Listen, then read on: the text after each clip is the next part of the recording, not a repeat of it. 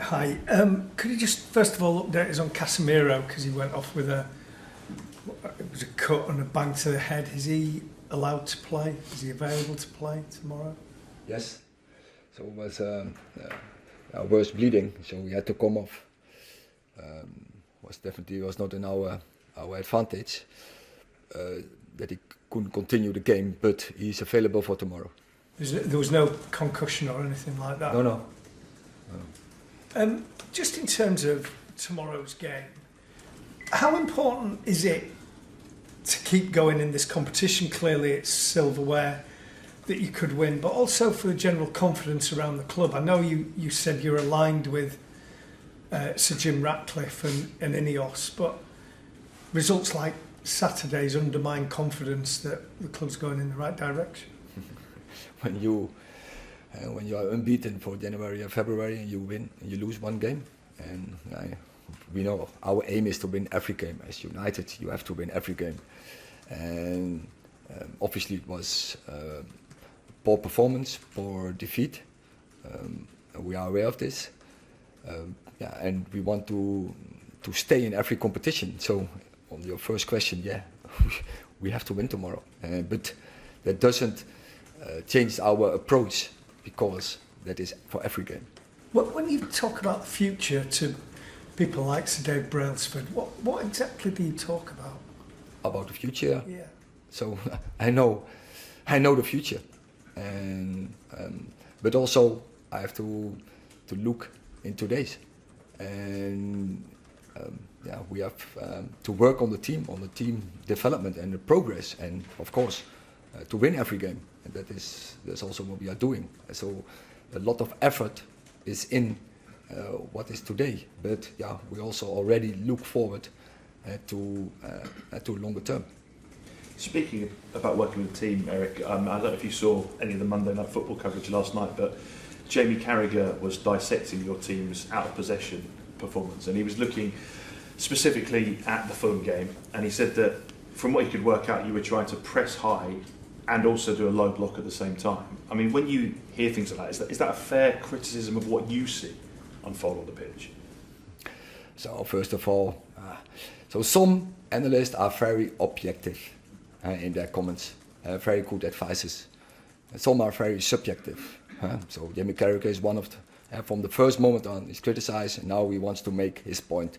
And probably in the first half an hour, he had a point where Fulham in their midfield setup, a little bit surprises, and then we had to find the solutions. And after half an hour, we found the solutions.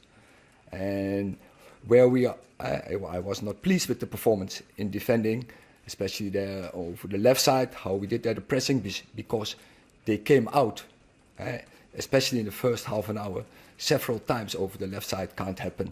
And that has to do everything with willingness and spirit and passion, and so that was in the previous weeks was very good from this team, and therefore we won football games. So but I know football are not robots. Sometimes they have bad days. So but it can't be. It's unacceptable, and we have to do better tomorrow. But in the weeks before, we have done very well. So in terms of the goal Fulham scored, that was a moment on the pitch, the players having a bad time, rather than the strategy in terms of defending. The goal Fulham? Yeah, Fulham's winner, when they broke them up. It can't happen when they have a throw-in in the corner. How we managed this as a team, that was no good. Nicky. Erik, you're not trying to throw younger players in, as we saw at the weekend with Omari, and Amad Diallo came on late on in the game as well. I just wanted to ask you about Anthony and the situation. He's kind of dropped down the pecking order a little bit. Is that something between yourself and the player? Is he not been performing the way you want him to perform? And what's the situation going to be with him with the summer coming up also? First of all, so I brought Kobe Mino, and everyone is questioning. And now we are 6 weeks ahead, and the same who questioning are now telling he has to go in the England squad. Same people. Garnacho, it's the truth. I brought Garnacho. So what what is the manager doing? What is the staff doing? But similar.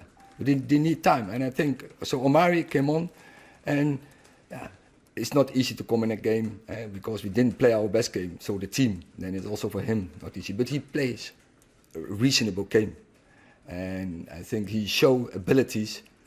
He can be a player for the future, and so they need some time. But they also have to know in top football you don't get time. You have to perform, and when you come in, you have to show it. But as a manager, I know they need the time. So that is the paradox, and I will give them the time because I believe in these players. And then the second question, Anthony, I backed him for a long time, and I know his abilities, and he has great abilities. He is, when he plays, how I know from the past, he is unstoppable. He is no defender, I think, can stop him because he is one of the quickest players in the first 10 yards. So when he plays that game, then he will perform. And I'm very confident he will do for the future. I'm sure he is resilient. He is a character, and he will fight back. So I back him in that place, and he has now to wait for his chance. And once he's there, he has to pick him. Erik, just with the cup game tomorrow and then with the derby at the end of the week, does this feel like quite a defining week in terms of how the season will be viewed at the end? So many. There will be coming up more defining moments. And for me, it's always the first game is the most important.